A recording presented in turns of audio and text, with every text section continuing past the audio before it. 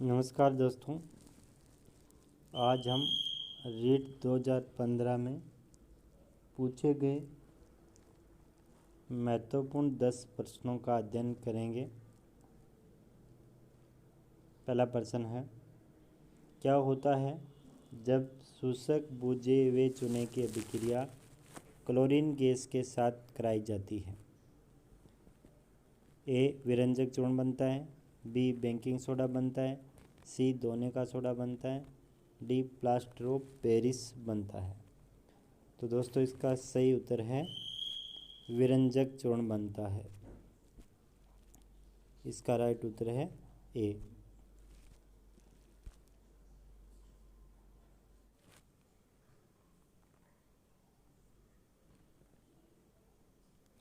प्रश्न नंबर 2, जीव विज्ञान के जनक हैं?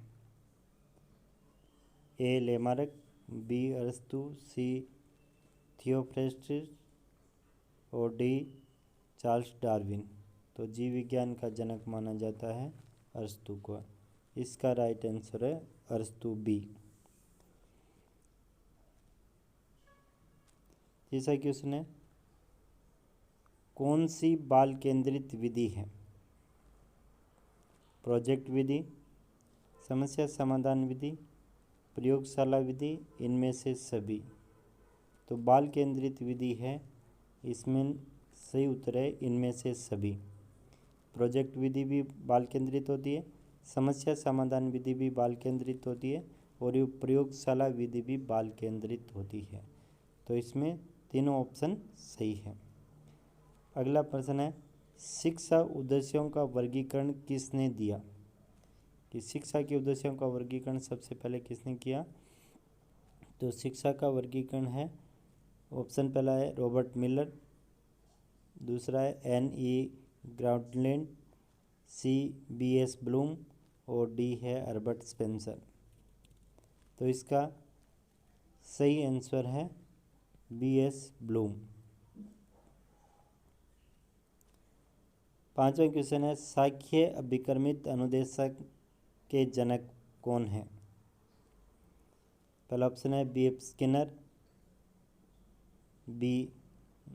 Norman A. Crowder, C. Thomson F. Gilbert, D. Thorndike. तो सांख्यिकीय अभिकर्मित अनुदेशन के जनक हैं नॉर्मन ए. क्राउडर। निम्न में से कौन सी क्रिया विज्ञान शिक्षण में पाठ्य सहगामी है?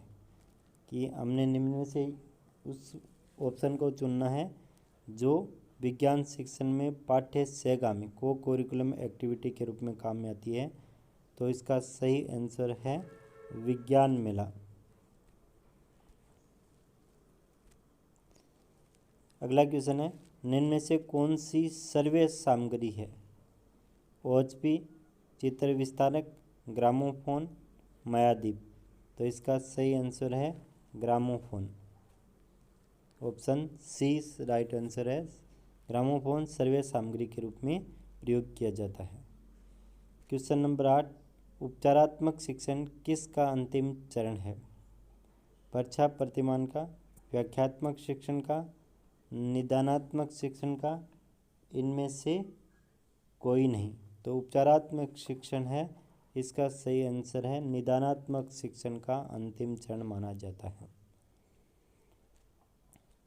क्वेश्चन नंबर 9, निम्नलिखित में से पौधे का कौन सा भाग अगुणित होता है?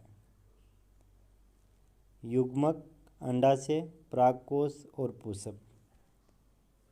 तो युग्मक है वो अगुणित भाग होते हैं, बाकी सारे भाग द्विगुणित हैं, इसलिए युग्मक को अगुणित कोशिका है। क्वेश्चन नंबर 10, वायु में ध्वनि का वेग 332 मीटर प्रति सेकंड है। यदि वायु के दाब को दुगना कर दिया जाए तो ध्वनि का वेग होगा 956 मीटर प्रति सेकंड, ए है 996 मीटर प्रति सेकंड, बी 332 मीटर प्रति सेकंड, सी 664 मीटर प्रति सेकंड और डी है 166 मीटर प्रति सेकंड। तो ध्वनि के वेग पर दाब का कोई प्रभाव नहीं पड़ता है, इसलिए ध्वनि का वेग ज्यों का त्यों रहेगा, इसके ध्वनि के वेग में कोई परिवर्तन नहीं होगा। तो इसका राइट आंसर है बी 332 मीटर प्रति सेकंड। धन्यवाद दोस्तों।